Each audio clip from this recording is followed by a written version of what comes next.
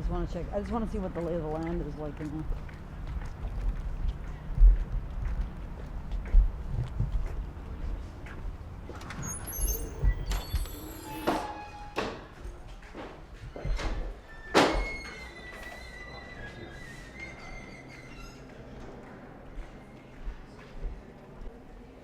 Yeah, no, it's going to be so much set up. It's going to be loud. It's going to have a lot of noise, unfortunately. But no, I think this is good because this is a thoroughfare. So we'll get this. So it's probably like having that thoroughfare might be a good place to do it, where people are coming in and out. This is.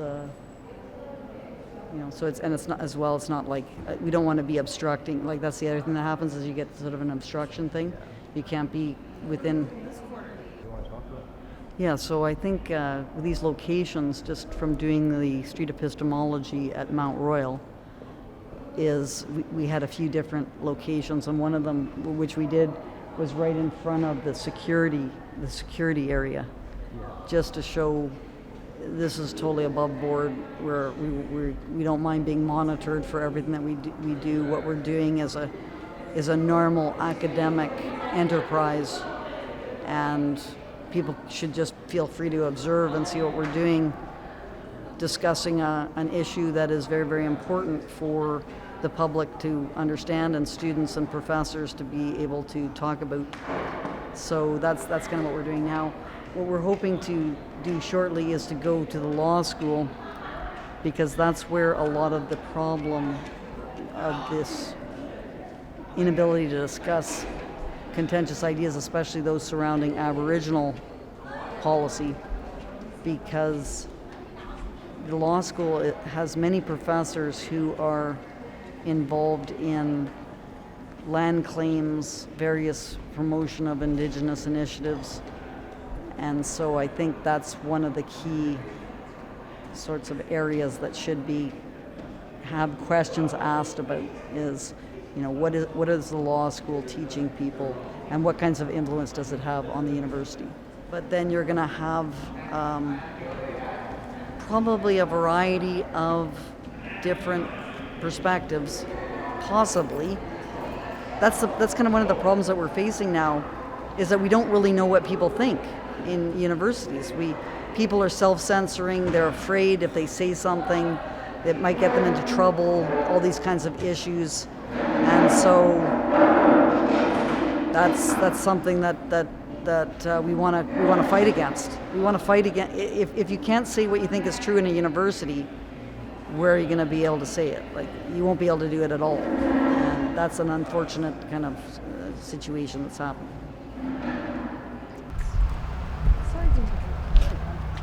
Law school is? Law school, that's old main. Oh yeah, it's a secret way up there. You got to go up the elevator, so that's how you get up. I'm going that way, so I'll just yeah, David will take you there. Okay, thank you. Okay, take care, bud.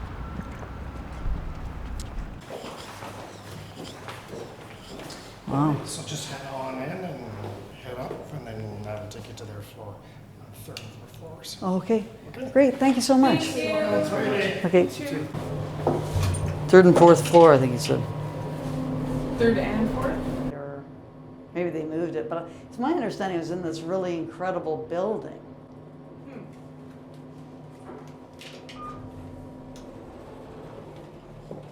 Oh, I see. Oh, here we go.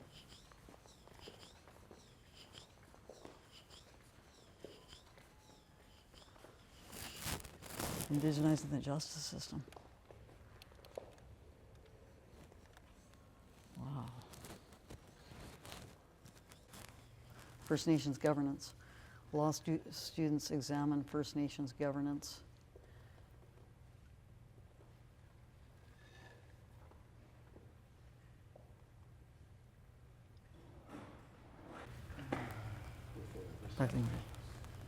Hi. Hi there. Steve. I'm Francis. Hi, Francis. Nice to meet you. Pleased to meet you. Are you here for an event? Yes. Okay. Not here at the law school. We just had an interview with a professor, Nicole Shabbos, okay. yesterday. So we're just kind of doing a bit of background on the law school. Oh, okay. Right. Good. So you're just doing a little tour of the law school? Yeah, we're just looking at some of the pictures and so on and seeing what the law school's main types of approaches to various things are. Okay. Oh, good, good. I just tabling or something downstairs in Student Street?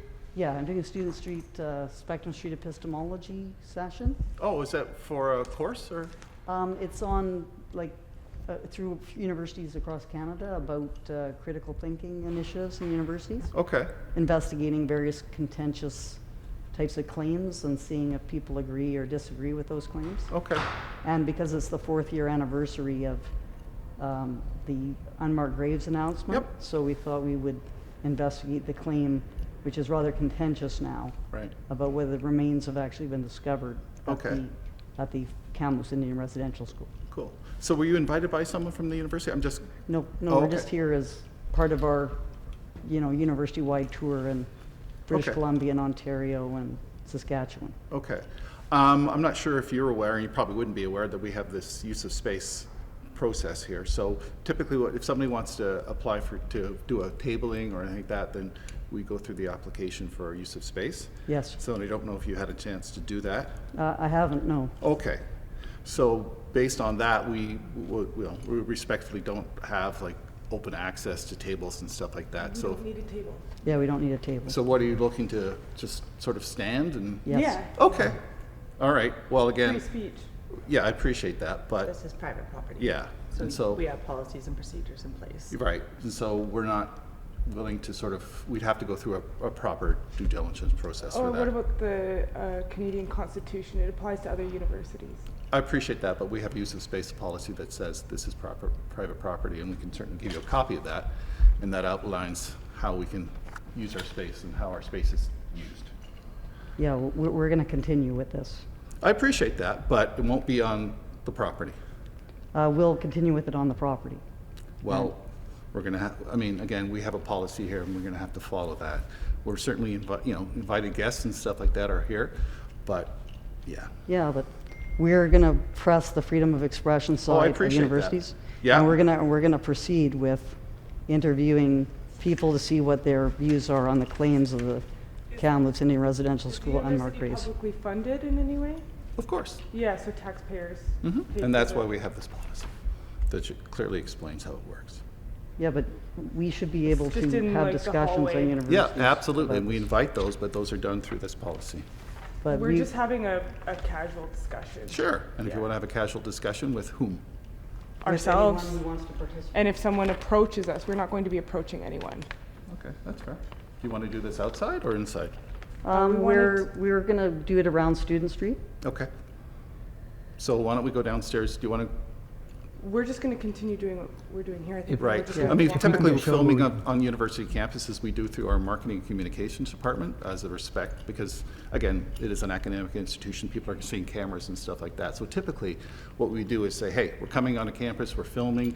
We'd like to set up some time to meet with students or community members and that sort of thing. And that again is usually done through our marketing and communications department, which I'm Yes. happy to have you But guys we're here, liaison. we're here today, and that's all we're here for.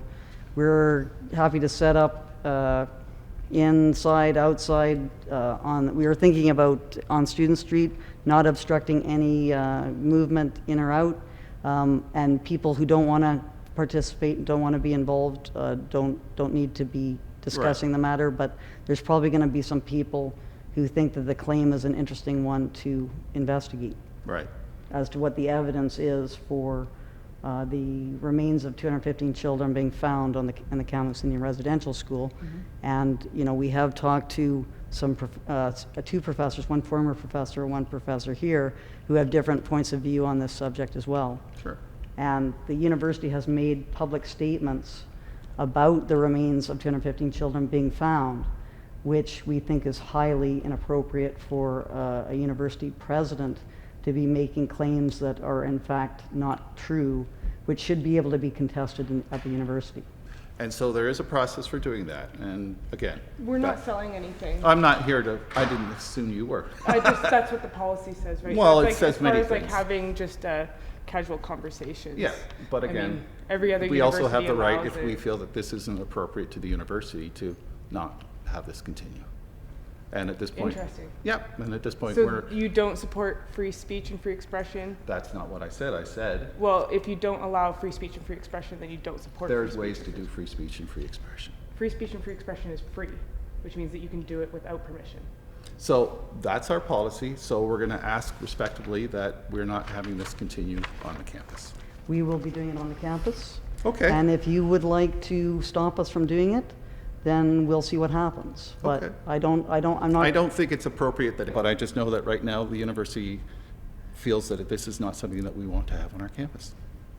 So you do not want to have. Do you speak for the whole university? I speak for the administration who put that policy together. And so what made you think that the university thinks that this is We've not? had conversations with our university executive, and at this time we're asking you guys to respectfully leave the property. Interesting. Anyway, This- we're going to continue. This is private property, and we do have the authority to ask people to leave the property. But you have authority to ask them to leave the property if they're doing something which is infringing upon the safety or doing something which is counter to the university's academic mission. Well, And- as this policy, And we're not doing anything counter to the university's academic mission. We're here to counter the president's claims about not necessarily counter them, because there might be people who totally accept that and think that that's the proper view to hold. But we think that this is the kind of discussion that should be happening at a university, which administrative entities such as saying things, discussing of ideas are unsafe is not consistent with the freedom of expression and academic freedom considerations of a university. And I went to Saskatchewan and I did a Spectrum Street Epistemology session there. I've done street epistemology sessions at the University of Calgary, at Mount Royal University, and they were all very welcoming about doing these sessions. So that would mean that Thompson Rivers University, and I should say Brock University in Ontario.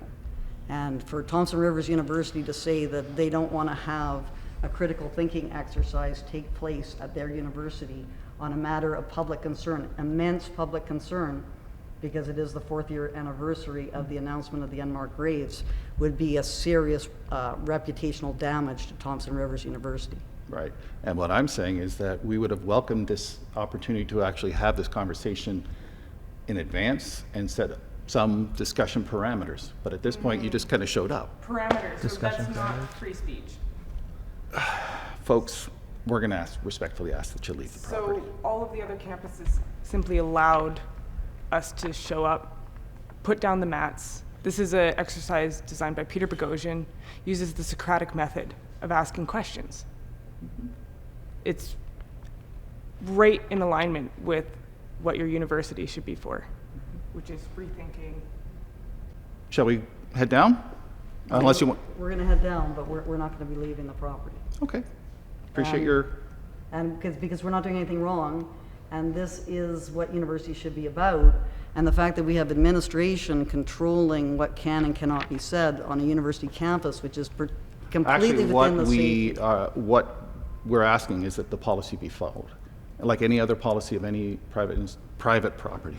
Yes, but it's going to be up to the courts to decide whether that policy is constitutional or not, those kinds of considerations. This is completely consistent with the academic mission of the university. So may I ask, okay, so why don't we go downstairs and find out where you want to set up, and then we'll Okay. continue this conversation. Sounds good? Thank you. Thank you.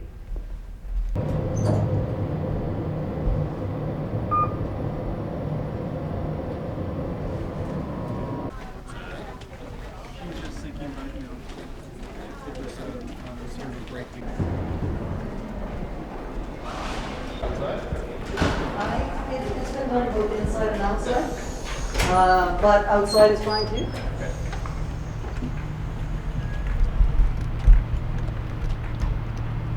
The mats, they say neutral, agree, disagree, strongly agree, strongly disagree, and then we try and get people to discuss with each other, hopefully, who are on opposite sides, and see if we can have people treat each other with dignity and respect, even if they disagree. If that makes sense, because people will like not want to even be friends with Yep. people if they have a different point The of view. guy with the So we're trying to promote like also like unity even if you have different points of view. Right. Yeah, because we're living in a really divided society right now. Absolutely. But we also are also on the, first house of the Kamloops, right? Well, that's another issue. But that's what the university sees as, TRU acknowledges that we are on the first house of the Kamloops. I know. Well, that's part of the issues that need to be discussed at the What does university. that mean? The As to first what- house of the Kamloops. Our second house is DeKalb up in Williams Lake, all part of the Secwepemc Nation. Oh, Okay. So we acknowledge that we are on the first house, which is the Kamloops to Secwepemc, and Okay. then, right? And so what does that mean in terms of the discussion of whether or not 215 remains have been found? Again, that's not why I'm here. I'm here to just. But does that got something to do with the topic? Well, I think what you'll find is that, again, we align ourselves with the Kamloops people, Okay. right? And so this kind of, again, reinforces my suggestion that this is not the appropriate venue for this kind of conversation. Okay, so to discuss whether or not unmarked graves have been found, because we're on the Kamloops house kind of area, that's a discussion that shouldn't take place? What I'm saying is I don't think it aligns with the culture and values of the university. Okay, what is the culture and the values of the Oh, university? they're well documented on the university. I am not, No. what's the speaker for the But culture. that's you would see that as not being consistent with a critical thinking discussion of They're two whether or not different graves things. exist. Anyway, I'm not here to debate, the pros and You cons. can participate in the street epistemology. That would be great. That'd be great. But again, It would set a good example for the students to be having a discussion. well, I appreciate that your interest in my conversation on that topic, but that's not why I'm here. My here is to ask you that at this time, Yes. we're gonna, we're asking you to respectfully respect our rules and not do this. But if you choose not to respect the rules, then Well, we think your rules are inconsistent with the you know academic what, mission of everyone's, universities. I appreciate that. So we are. Again, I would prefer if you didn't videotape me. Thank you. Just for the record, for my Again, own record. I Yeah. appreciate it. I'm not videotaping you, so let's I maybe. was being videotaped over there, so I pulled out my phone. But I'm not videotaping. No, but you. someone else was. But I'm not He was videotaping. Yeah, but we This have fellow to be, was filming us. But we yeah, have to be and- careful and now that's your right. to make sure we haven't said. It could be claimed after the fact that something got said that was inappropriate or made people feel unsafe or did Yeah. something like that. So now it's very, very important that everything be recorded in case that does happen. We need to have a record of what was said so that there's not some kind of dispute that happens after the fact about things. So I just want to be clear that at this point you are not despite my asking, you are not leaving the campus. We're not leaving the campus. Okay. And we're not going to do anything that is unsafe, anything that is, disrespectful to anyone in terms of the discussion of ideas. But it is the 4th year anniversary of this announcement.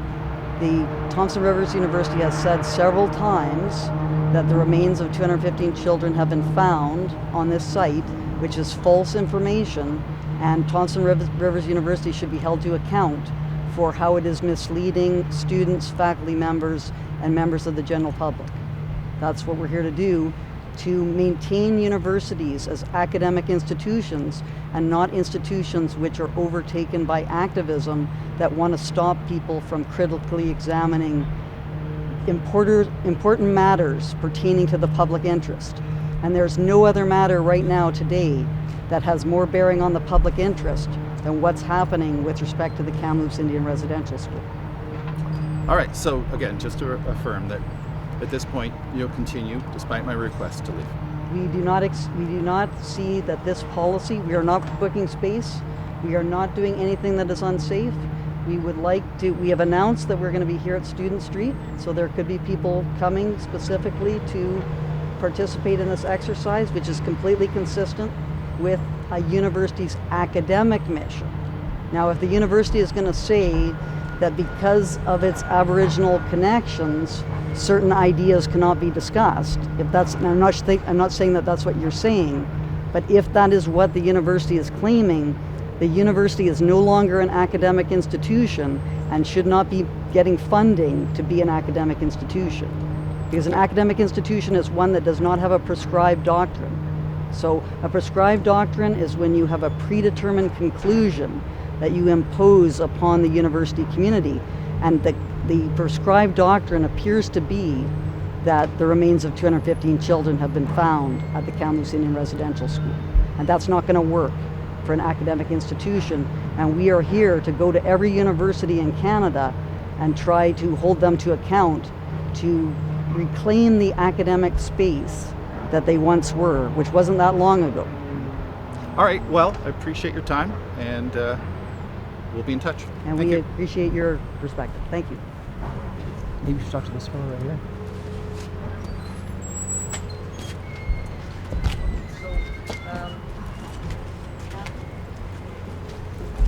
Chavez, and she's with, sorry. Law school. Okay. And then, I didn't speak with her. oh, sorry, I thought you said you had a conversation. Some members of my team did. Oh, okay. But we spoke to Derek Pine. who's Oh, a yes, former- yeah, I know Derek. Yeah. And Derek, told us some things about the lack of protection of academic freedom at Thompson Rivers University. Appreciate your time. Okay.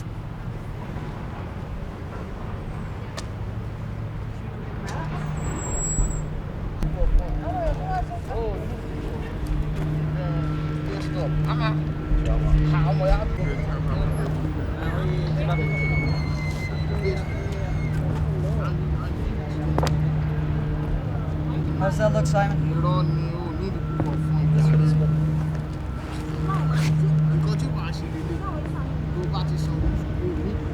Bogosian, who is a philosophy professor, and Okay. it's trying to investigate contentious claims.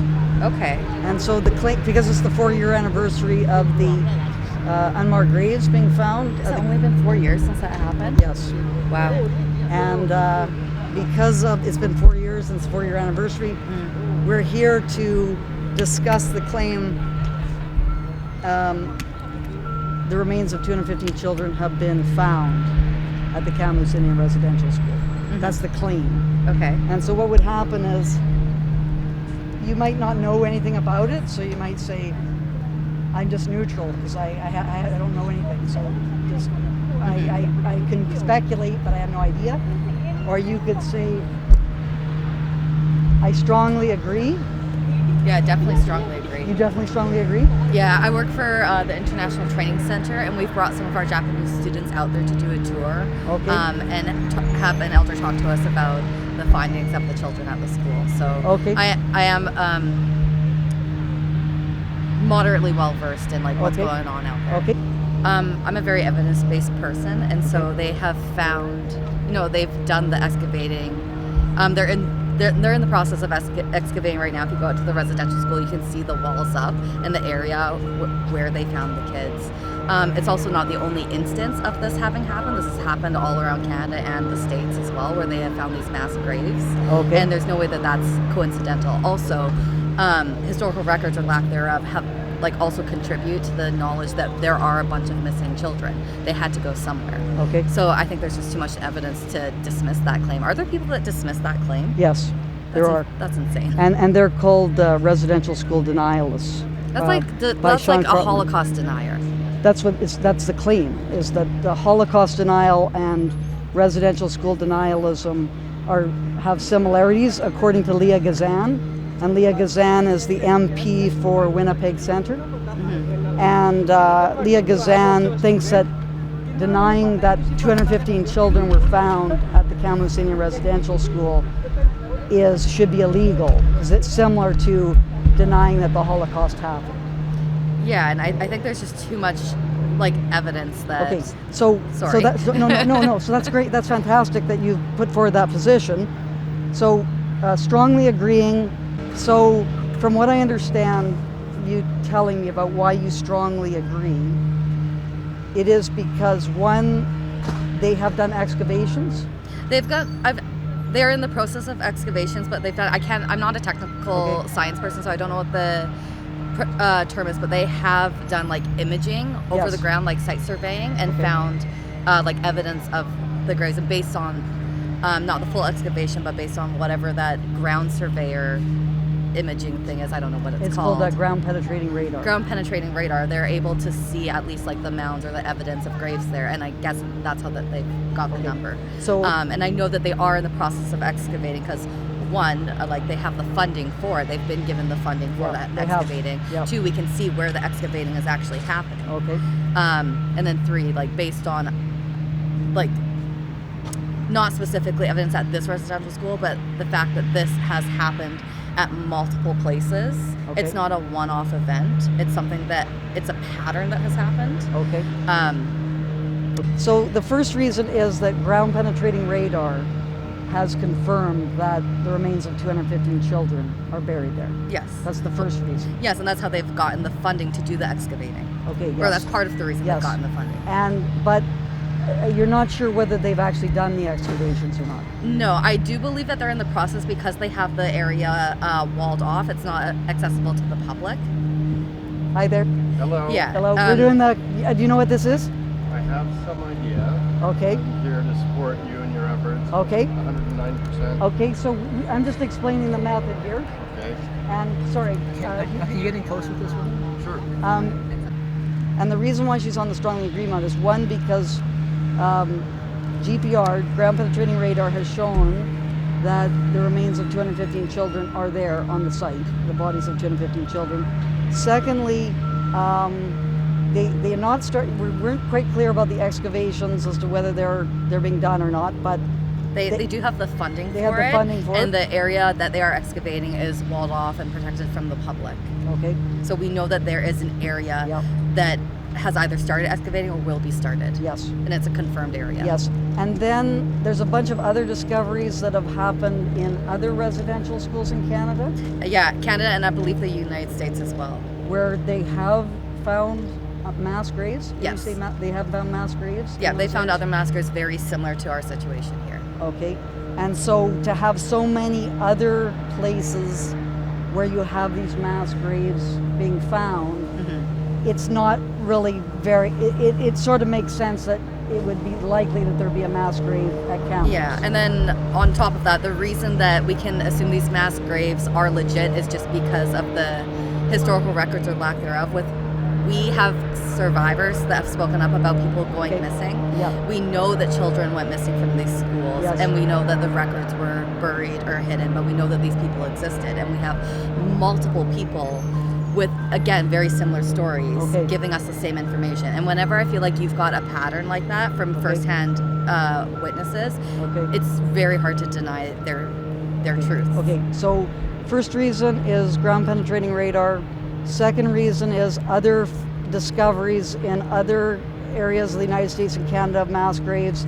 Third reason is that you have these stories where people are saying that, children I don't are even buried want to there. call them stories. I want to call them like eyewitness testimonies. Oh, eyewitness testimonies. So eyewitness testimonies of what are the eyewitness testimonies? So the of? survivors of children that were at the schools, they have countless explanations or stories of how like their friends went missing or their brothers or sisters Okay, yeah. went out one night, never came back, Yeah. died, and then were never sent back to the family. Those bodies had to go somewhere. Yeah. And there are people that have talked about literally digging the holes, Yes. the graves for Yes, the schools. and actually, like Gary the students themselves would often. there's a professor. It's not a professor, but he's actually a person who works in the Mississippi. Indigenous education. It's the Indigenous department. His name is Gary Godfredson. You know him? Oh yeah. I've taken. I've had him speak in my class before at the International Training Center. He Okay. spoke to my international students Okay, about the because residential there's schools. an article in the New York Times which features Gary Godfredson and Ted Godfredson Senior. It's Ted Godfredson Senior. They're talking to Ian Austin of the New York Times, and they're talking about, I'm not sure if they actually met people, but they had claimed in this interview that children had gone and dug holes Yeah, in the apple orchard. he's one of the people that I've heard it from. Yes, so this is kind of like part of the Gary Godfredson, Ted Godfredson Senior type of, that's part of that interview. And there's other people who've been saying that who are associated with the Kamloops Band. Okay, so those are the three reasons. Ground penetrating radar, other mass graves being discovered in the United States and Canada, so therefore why wouldn't it be the case for Kamloops? And thirdly is eyewitness testimonies that existed, and as is featured in the New York Times article featuring Gary Godfredson and Ted Godfredson Sr. Yeah. Okay. There are lots of minor points, but those are probably the big ones. Okay. So now we have another participant here. And what's your name, sir? Hal. Hal? I'm Francis. Pleased to meet you. Yes. Okay. Pleasure. So you've seen this, right? This is the I'm from British Columbia. I'm aware of the kerfuffle, yes. Yeah. Thanks. Yep. So you wanna be participant? Yes. Okay. So Hal, Yes. if you were to sit on a mat, in terms of this claim, the remains of 215 children have been found at the Kamloops Indian Residential School. Where would you stand? Well, there's one. Where is the evidence? Okay, but Like if they are they willing to provide evidence? You do not think that there are the remains of 215 children? I buried at the want to Kamloops Reservation? see. Ground penetrating radar is not intended to locate skeletons. Like it can locate certain things like disturbances. Okay. But I've listened at length to people who use them industrially, and they say there's like, you know, they can find disturbance, Okay. and anomalies. But graves, how did it go from an anomaly to a grave? And then how did it become such a national issue with a new statutory holiday and flags at half-mast for half the year? Okay. Okay, so just to summarize your position, you disagree that the remains of 215 children have been found because you say that ground penetrating radar is not equipment that allows that to be determined. If they've been found, let's see the evidence. Okay, and you don't see ground penetrating radar as evidence for that? No, that's evidence of ground disturbance. Apparently it could have been an old septic field. Okay. Like, you know, to claim that they found unmarked graves based on ground penetrating radar is fallacious. Okay. That's a fallacious So I want to question statement. you a bit more on this shortly, but do you have any other reasons for being on the strongly disagree mat? Because I'm tired of the spin. Neo-woke fascism is based on a lot of ideologies which cannot be questioned. Okay. That is not science. Okay. And it's not, and this is a legitimate anthropological situation, Okay. cultural, yes. Okay. So why can we not question this? So we got the ground penetrating radar. You don't agree that that is indicative of remains. You've got, you think it's an ideologically led situation. Is that the second reason? Yes, and now having followed this for 4 years-ish, Okay. of course, who could not have seen it even around the world, Okay, this so- one around the world. okay. So 4 years later, what's the evidence? Okay. So, and then any other reason that you have for being on the strongly disagree mat? Because 4 years later, it's well past due to show some evidence to Okay. back up the And spurious ground penetrating claim. about is not enough for you. Is not a. What about no- the other? What about the other reasons that were given? Sorry, but I forgot your name. Jenna. By Jenna, that there's the mass graves that have been found in other United States and Canada, and also the eyewitness testimonies. Well, from how long ago? Eyewitness? Eyewitness testimonies. For example, Gary Godfredson, who is a person who works at. He's part of the Kamloops. Yeah. He's a major figure at Kamloops. Okay. He and his, I think his brother, Ted Godfredson Sr., were talking to Ian Austin of the New York Times, and they said that they were, either he was in on the interview, these people were in, there's two men who said that they had dug holes in the apple orchard. Okay. So what about those testimonies? They said they had dug holes in the apple orchard. Yep. Okay. Well, how long ago? And then let's look at the holes. What were the holes for? What was put in the holes, or was it just excavated?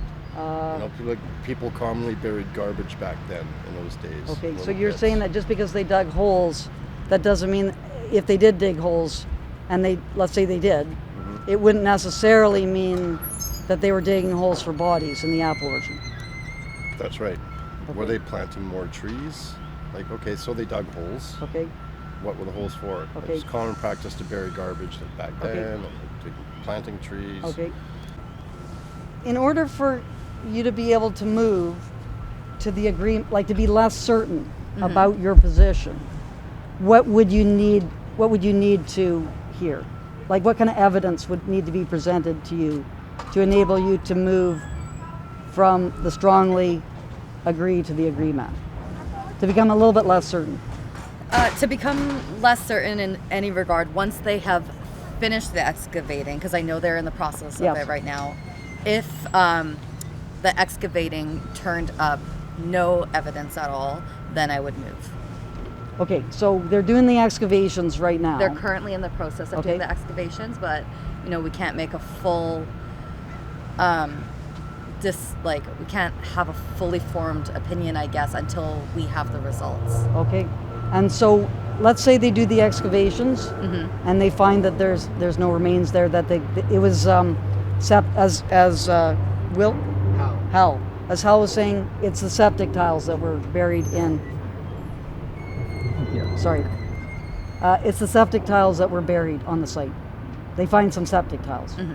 So would you then think, okay, there's not 215 children there? I would consider moving, but that doesn't eliminate I think you have to take the other findings that have been consistent at these schools into account. Okay. The fact that there have been confirmed bodies, there have been confirmed graves. Okay.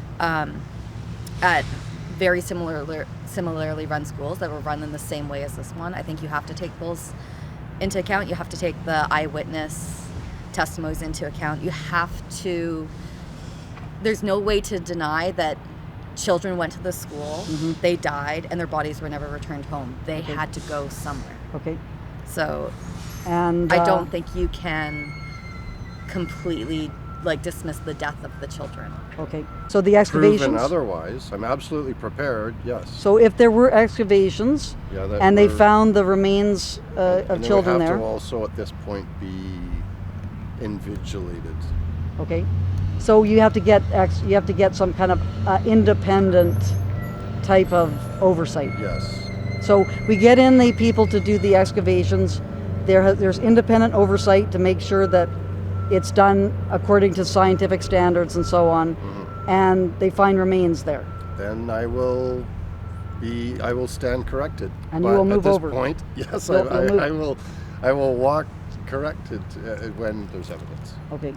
So if we are faced with undeniable documented evidence, then yes, you would probably I would probably change my position. Okay. But until we have confirmation of where those kids went, I'm going to hold my ground. Okay.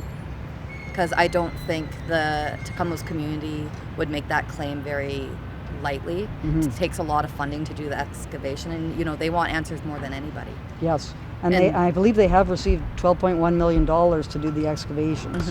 I know it got put on hold during COVID, which is why it's taken so long. Yeah. Because they did the ground penetrating sonar, I think, right before COVID got going. Yeah. So they had to put a halt on it, which is why it's taken so long. As the Hal was saying, it's been a while. Why is it taking so long? Part of that was due to the fact that COVID happened. Okay. Otherwise, they probably would have gotten on it a lot sooner. Okay. But they aren't on it now. They are on it now.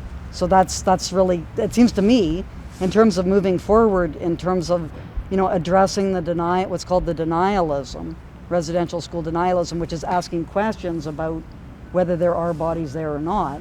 One way to really address that denialism is to do the excavations and then to say, hey, there are remains there, or no, they're not remains there. Yeah, and the Kamloops community wants answers to this more than anyone. They want to know what happened to their children. Yes. I don't think they want to find mass graves. That's a horrifying thought.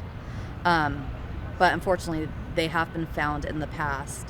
And so it's something that they and the greater community do have to consider a likely possibility. Yeah. And Nicole Shabbos, who is a law professor here at Thompson Rivers, she's got a book that's published by Thompson Rivers University, and she says that it's been re-traumatizing, like the announcement about the unmarked graves. I can imagine. like, I obviously don't have personal experience with that. I'm not Indigenous, but I can just imagine, you know this horror that your family and family members, your entire community has gone through, and then you get this kind of news. Yeah. Like, I think that would traumatize anyone. Yes, and so to do excavations and to find that there are not remains there, if that's the case. That's going to be just as re-traumatizing, because they want to know where those people are. Okay, so then we have to figure out, first of all, who are the people. So, like, these 200, and actually, I believe it's now 200, not 215. Okay. Because 15 of the remains, the hits on the ground penetrating radar, were found to be from the archaeological excavations that happened by Simon Fraser University. Okay. So it's the 200. So we sort of we want to know who the 200 missing children are.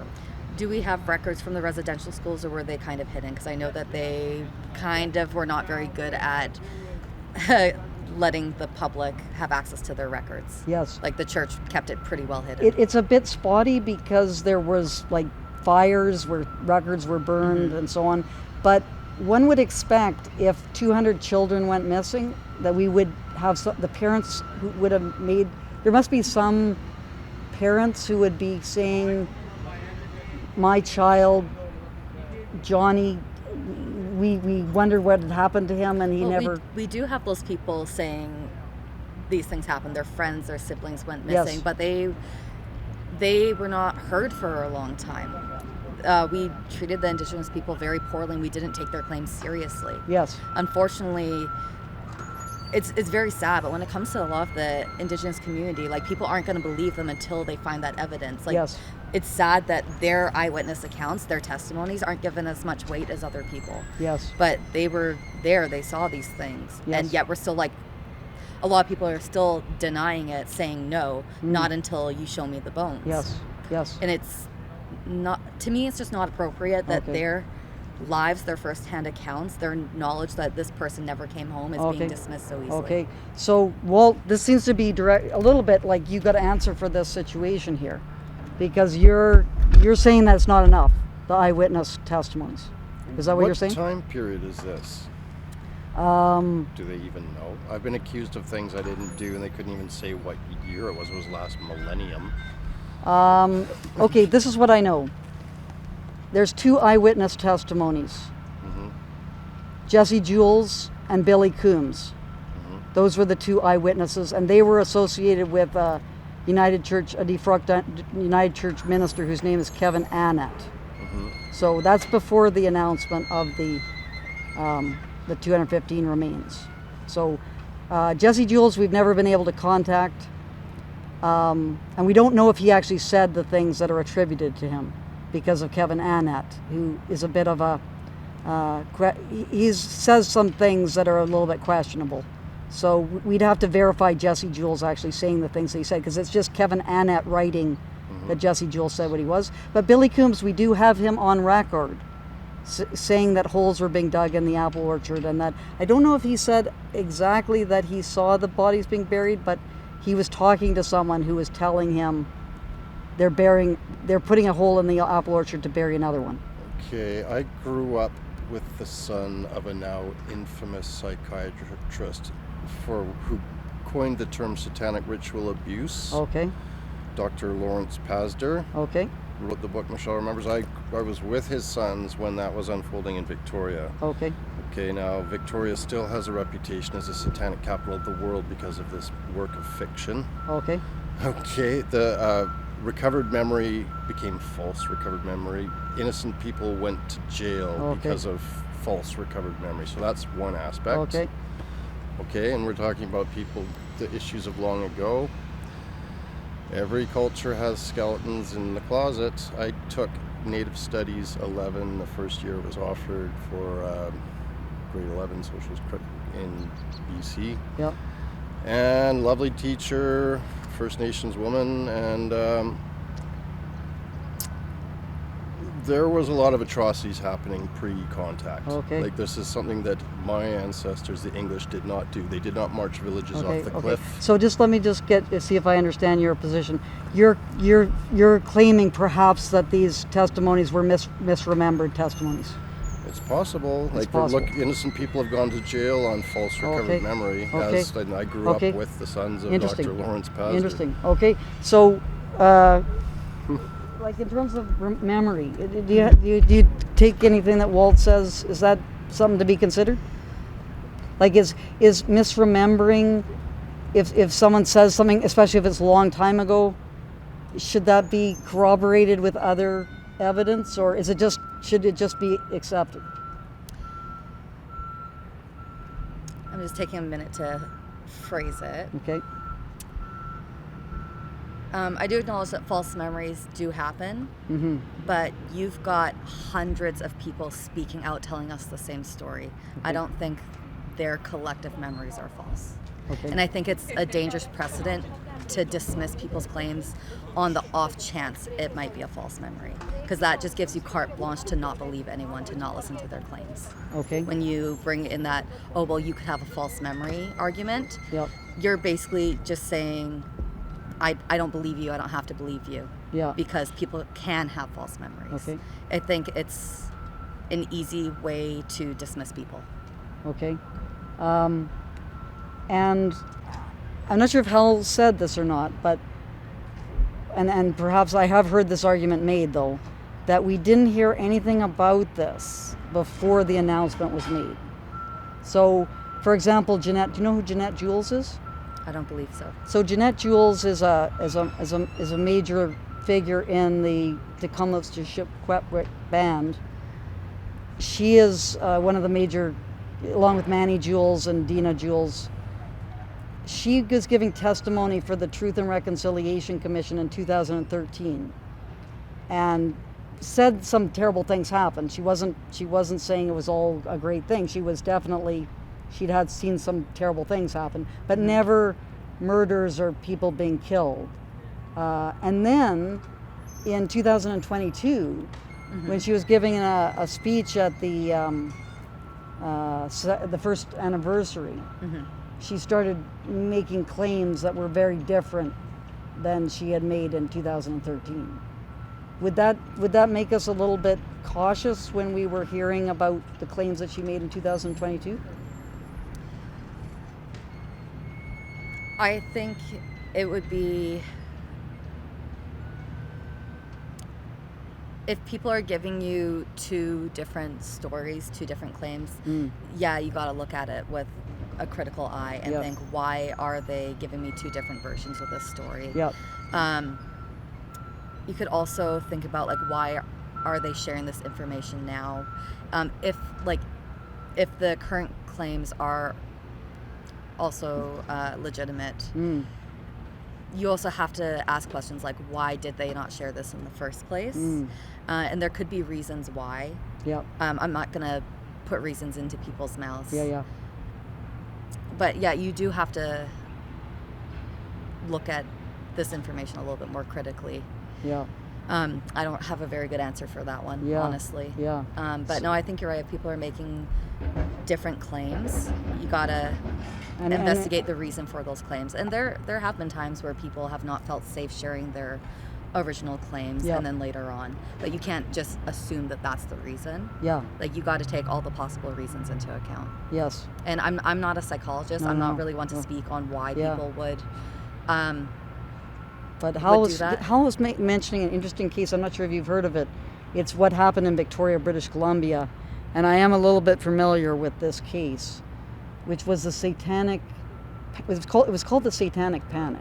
I am aware of the Satanic Panic. Yeah. So. It was in the 80s. It was really blown out of proportion. And so people were blaming Satanism for a bunch of different problems and things going on. When quite a few cases happened. Not just in Canada, but like in the States and stuff too, where they would just blame Satanism. Yeah. Same way that people tend to blame video games nowadays, or they did a couple years back. But it was quite interesting because a number of the people who are getting, from what I understand, and maybe Hal is a bit more up on this case than me, but I heard that because of the therapy sessions and the discussions that were going on, people started to remember things because they were in a very emotional context. Like they were hearing things in this emotional context, and this has got to be stressed because it wasn't being claimed that these people were intentionally trying to mislead anyone. They just truly believed that this had happened because they were in a very, I think it's called suggestible state. So there's sometimes people are in suggestible states, and there's sometimes when if you're a researcher and you're going to find out what actually happened, you're not very suggestible. But if you're in a therapy session and people are trying to figure out why you've got these terrible kinds of anxiety attacks or whatever it may be, and then you start hearing other people talk about the satanic abuse that they suffered, you could, in those circumstances, absorb those ideas of satanic abuse and begin to see yourself as being someone who experienced that. Yeah, that's true. So would it be something that one could consider that perhaps with all the discussions that were happening in these about the unmarked graves and so on, people are very upset and they're in a highly emotive state, that maybe it had a similar kind of thing happen as what happened in the Satanic Panic? Honestly, I don't really think so. I don't think that's a proper comparison because the discovery of the mass graves really started getting going only about 4 years or so ago, but these stories have been told within families, within smaller communities, on a smaller scale, privately, for like years beforehand, generations beforehand. So I don't think it's an equivalent comparison. So because these were done not on a large scale at first. It's only recently that the general public has started to listen to these claims. So it wasn't in the public eye like the Satanic Panic was. So I just want to see if because this is part of the method here, is I've got to make sure that I try to understand this position. So it's not really a valid comparison. There might be some parts that you could compare, because yes, it is true that people in an emotional, suggestive state can develop false memories. But I think because this was not a public issue for so long, and the stories were still being told in smaller communities, privately, within families, that's not a suggestive state. That wasn't like mass hysteria. That wasn't everyone getting together and making claims off each other. This was done in very isolated groups, in isolated families, isolated communities, yet they still match up across Canada. So I because of that, I think you've really got to listen to their testimonies. I don't think you can dismiss it solely as panic. Maybe just for argument's sake, because we're having a discussion here, maybe some claims later on could have been exaggerated because they got caught up in it, but I think the majority of the claims are legitimate because they weren't part of that public eye, panic, suggestive mood. They were done in a calm, small space. It was more of a reflection. So if I understand you correctly, whether or not these accounts are being put forward in a context of it's been first of all a long time, so the longer the time these accounts are being put forward, the more likely they are to be valid. Because if it just comes out of nowhere and everyone is... my point with it is that when you were mentioning the Satanic Panic, you were talking about a collective society, a collective group. But these people were doing it individually. They were making these claims to other family members. It was discussed within smaller groups. It wasn't in the public eye like this Satanic Panic. That was sensationalized. And this wasn't up until recently. So people are now saying, oh, they're just making these claims, because that's when we are seeing it. These claims were being made for 20, 30 years beforehand, before the public was aware of it. So there was no hysteria. There was no like egging people on. They were ignored. Yeah. So it was the opposite Okay. of the like Satanic Panic. So where, there like, was no encouragement. there was no encouragement. So if in- anything, they yeah. were trying to quiet people. Okay. So I don't think it's a fair comparison. Okay, so in the Satanic Panic, there was encouragement for these beliefs. In the case of the unmarked graves next to residential schools, there was kind of discouragement of putting forward these positions. Yeah. So that would mean that these would have they more- were being dismissive of their Yeah. claims. Okay, so that would be more with. Okay, so we're going back to Hal, and I've got his name right this time. So Hal, what about that? Like, does that make you move more to the disagree? Like hearing about these stories or these accounts? Or we shouldn't call them stories because that's sort of acting as if it's got some Again, made up thing. like but, I did do a course on Native studies, Okay. and I do know that the culture was effectively outlawed with the Potlatch Act. I can't remember when that came into force, but it was Yeah. repealed sometime in Yeah, the yeah. 50s, which, yes, they were trying to extinguish their culture. I do know that. I recognize that. yeah, And however, in the case of cultural genocide is a term that we should leave aside here, Okay. right? And I've had amazing experiences with the natives up the coast. Okay. So, to the recovered memory stuff, I'd say since the announcement of the unmarked graves, we are fully and demonstrably in the grip of what could be called a social contagion. okay, And let's look at this one, just so you know.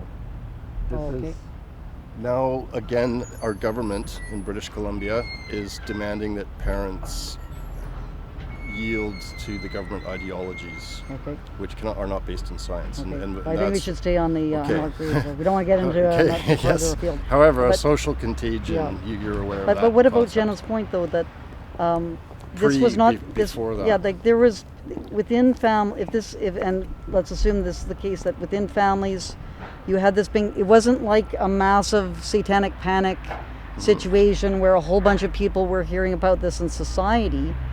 This was small groups. This was families who were talking about this, and they had this understanding, and they were sort of discouraged from talking about it, and they just felt now the encouragement to do so. So that's why we're seeing this come to light now, is because of the encouragement to do I it. expect that is the case. Okay. I do believe that some children didn't return. Okay. For various causes, foul play or not, Okay. and through the history of the residential schools. Okay. I'm certain that happens. Okay. To what degree, we don't know, right? Okay.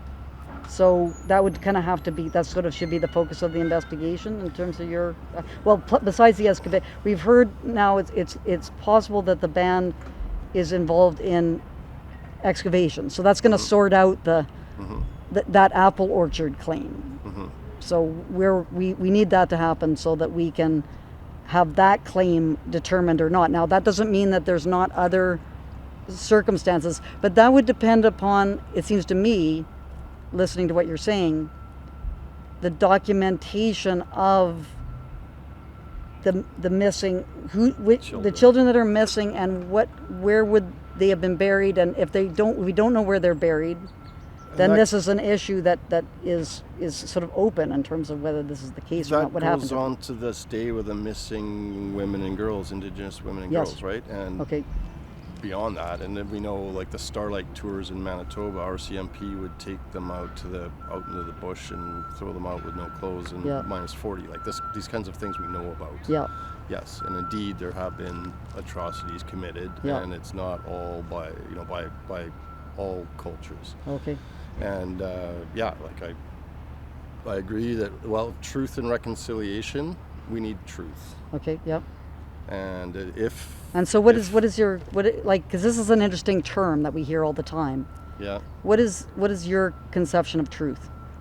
objective facts, so provable facts, like gravity sucks, 2 + 2 = 4, Okay. men cannot get pregnant. Okay.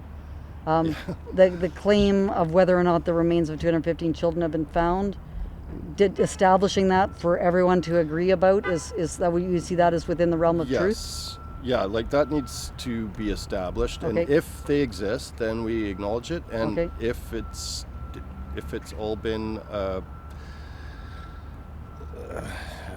what's the word? If it's been a lie or a hoax, okay. then that needs Okay. to be dealt with. Okay, very or just firmly. misremembering, like it's not Yes. necessarily deception. So, in terms of your understanding of truth, Jenna, would you share that, or do you? Because we often hear truth being defined in different ways. It seems in this conversation. Do you agree with Hal's kind of conception of truth? Oh, like 2 + 2 = 4. Like an objective. So, I've heard, for example, people say the truth of the survivors versus the objective kind of truth, but that objective truth is really not something we should be concerned about, because the survivors, it's the truth of the survivors that should be the focus. That is really tricky. Of course, I think we would all really like some like physical documented proof and evidence, but I think you're playing a dangerous game if you dismiss the truth of the survivors and the eyewitness accounts. The Indigenous history is an oral history, and I think when you dismiss their truths, like their stories, their oral history, you're going back to just dismissing their culture, which is how this whole thing started. Oh yeah. You have to, if you are respecting the Indigenous community and respecting their culture, oral truths are their truths. Yeah. That's how they have always passed down their history. Yes. So, and this kind of goes into the questions of remains in the apple orchard, because a number of survivors do claim that there are bodies buried in the apple. They say that's truth. That's their truth. So, if that's the case, does that make it a bit difficult to sort of have people like Hal saying, well, we got to have excavations to make this determination? It is difficult, and again, I think the Indigenous community wants those excavations done as well. They want the hard proof as well. Yep. But again, I think it goes back to it's dangerous to say the only truth I'm going to accept is this documented truth. Okay. Because then you're dismissing them all over again. Okay. I think in like each situation has to be compared in its own context. You can't always compare situations perfectly. In this sense, the oral history means a lot to the First Nations community. That's how they pass down their history. So I think you really need to take their oral history into account here, and their eyewitness testimonies. And again, they haven't had the chance to speak or be heard for a long time. Yeah. And we got to be really careful that even though we don't have documented proof yet, we don't immediately and just instinctively dismiss their claims. Yes. I think we need to recognize their stories as a form of truth that maybe in Western society we're not familiar with. Okay. And what happens if there's actual evidence that what they're saying is not true? How should that be dealt with, do you think? I don't have an answer for that, honestly. Because we do have, well, this is why I brought up Billy Coombs. So Billy Coombs is next to Jesse Jules, is the only known eyewitness testimony before the announcement that was made in May 2021. And Billy Coombs also said that Queen Elizabeth II and Prince Philip abducted 10 children from the Kamloops Indian Residential School on a picnic. I've never heard about that, so I can't really speak on it. Yeah, so anyway, it's been investigated quite a bit, this claim, and it turns out that Queen Elizabeth wasn't in Kamloops in that year, and even if she were in Kamloops in that year, you would sort of think that would be kind of difficult for the Queen to do that, because the Queen is followed around by the media, and like it just seems to be a very unlikely kind of thing. But so one would say that it's highly improbable, let's just say, that Queen Elizabeth II abducted 10 children. So, like as I was saying before, the oral histories are a form of truth. That doesn't mean they're every form of truth. Yeah. We still need to that's why we want to have the excavations done. But going back to something that Hal brought up, it is Hal, right? Yeah, it is Hal. Okay. It's not Will. So he brought up some other things that have happened to the Indigenous community, like the Starwood tours in Manitoba, and those have been proven like that happened. So I think again, going back to like this pattern Yep. that I mentioned way earlier on, Yep. when we see like a pattern of abuse of this culture, I don't think them saying, hey, there are these bodies buried here is an outlandish claim, because we do have documented proof of other incidents now. So just because we don't have documented proof for this one specific incident, we've got a whole lineup of other things that have happened. And Hal brought up that point himself. That, hey, these things have happened. They've been proven. We did try and wipe out their culture. We did do the Starlight Tours. So to now say, well, I don't believe this claim seems a little odd to me. It's like, why is it that all these other claims that they were talking about have now been proven true, but you don't have the evidence documented for this specific one yet, so you're just going to assume it's not true. But to put it on the other side, though, the reason why we believe those other things is because we do have the evidence for them. But so if we have there's a question of should we, I guess this is kind of the key point of contention much of the time is, should we believe claims that have evidence for them, or should we just believe claims because of the terrible things that were done to Indigenous people in other contexts? I think we still need to do the excavating and stuff, but I think we need to start taking Indigenous claims a lot more seriously. Because again, with these other things that happened, they were making the claims before we had the documentation, before we had the proof. So their claims were correct. They were telling us the truth. We can't keep treating these victims like criminals, essentially. Okay. It's you know, it's the whole innocent until proven guilty thing. But with the Indigenous community,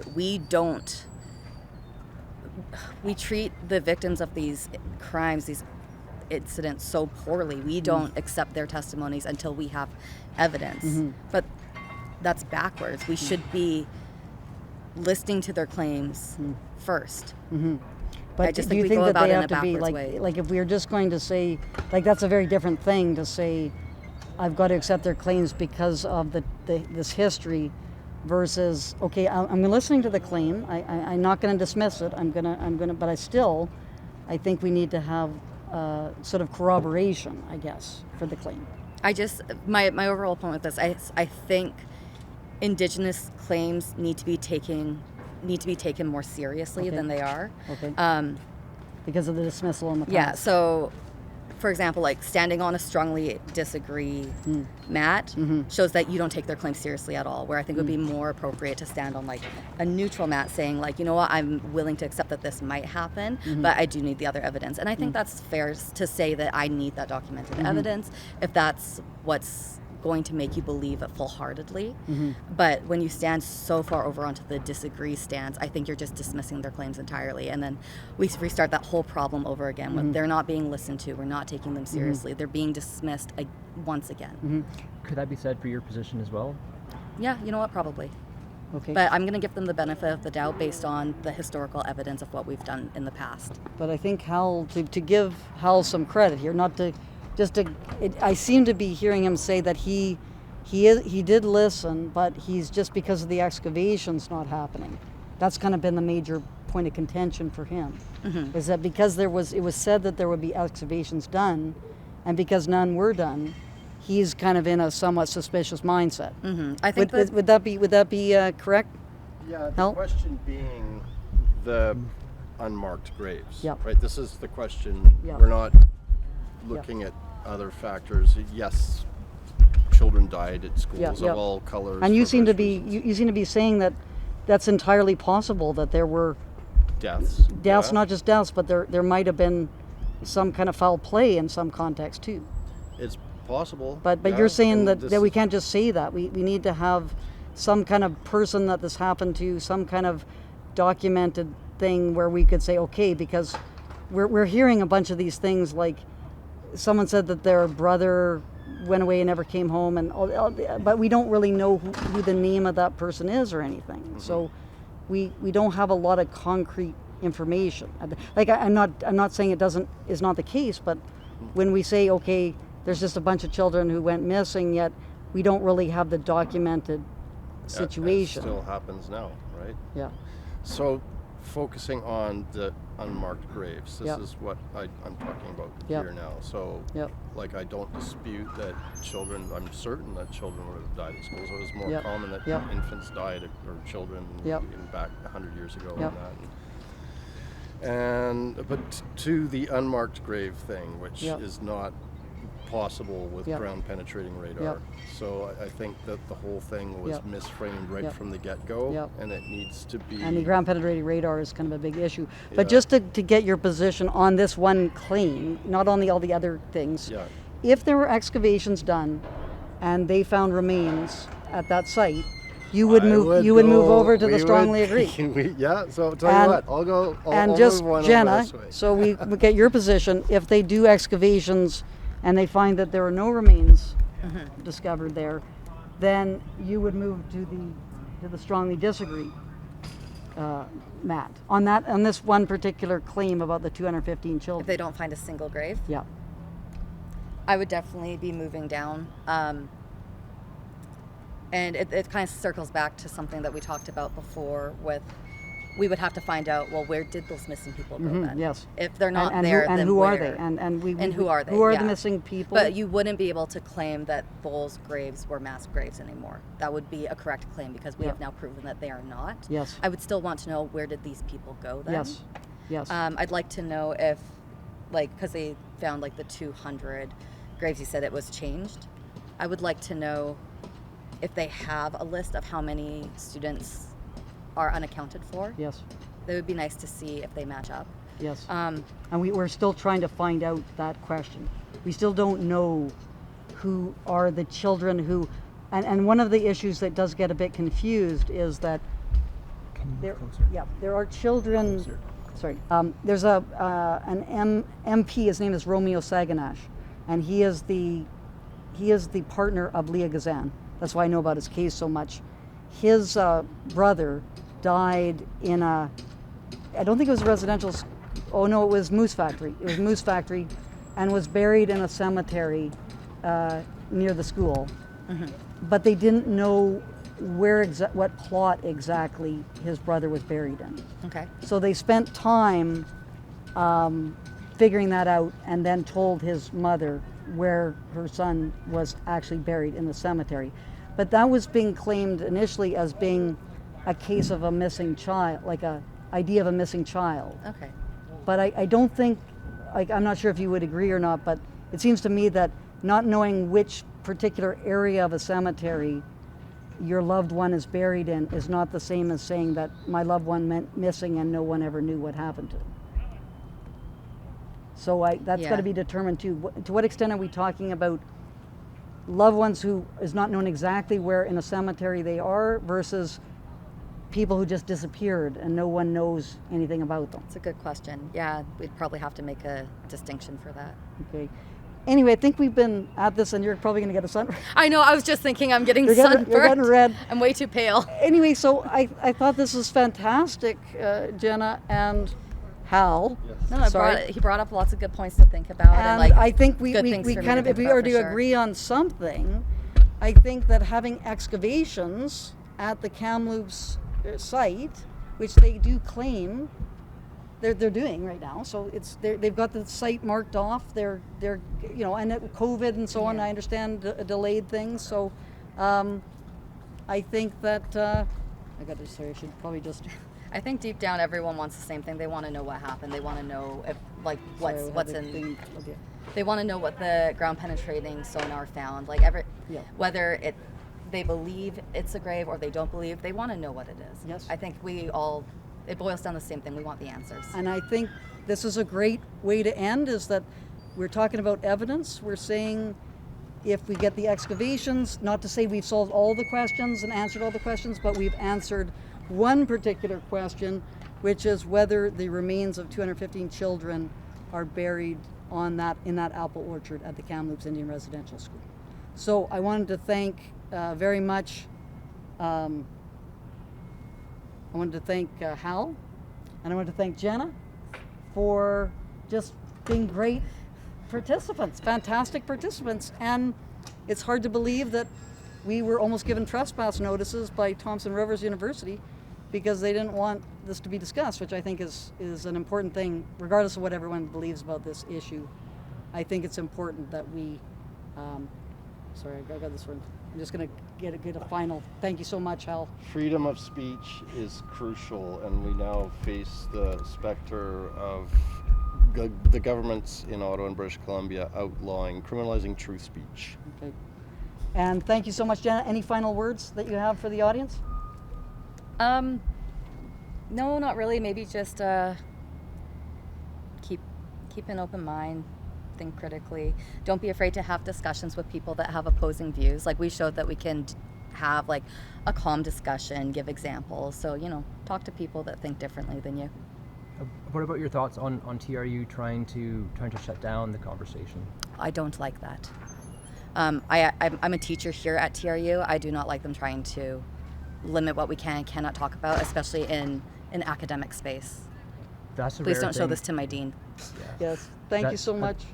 That's a rare thing for a professor to say, so it's a good thing to hear. No, I think there's a lot of professors who probably think that. It's just, the administration takes over. So we reach common ground here on the excavations.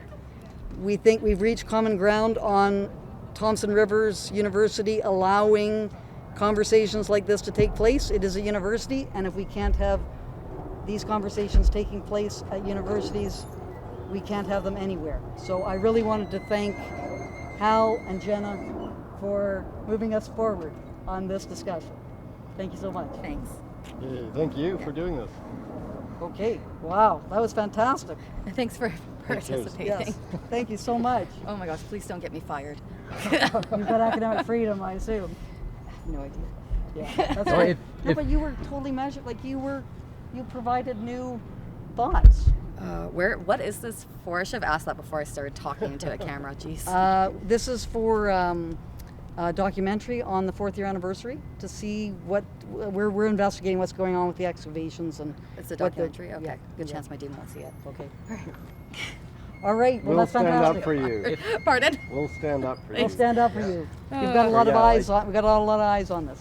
I'm All an right. old lefty, and the old left used to fiercely defend freedom of speech, I'm a big, exactly for positions you don't agree with, right? I'm And big things have on the shifted. freedom of speech. Even if Yeah. it's something I don't agree with, people should be allowed to talk about it. As long Exactly. as it doesn't go Exactly. into hate speech. That's Exactly. Right. Yep. Or incitement of various kinds, and Yeah. endangering the like we're blocking a door or something. We're not allowing people to move. We're doing something really disruptive so that the business of the university is not able to take place. Like this kind of thing. This is what these restrictions are about. Are you gonna interview a couple other people? We're hoping to. Yeah. Okay, cool. Okay. Cut me out. Thanks. Okay.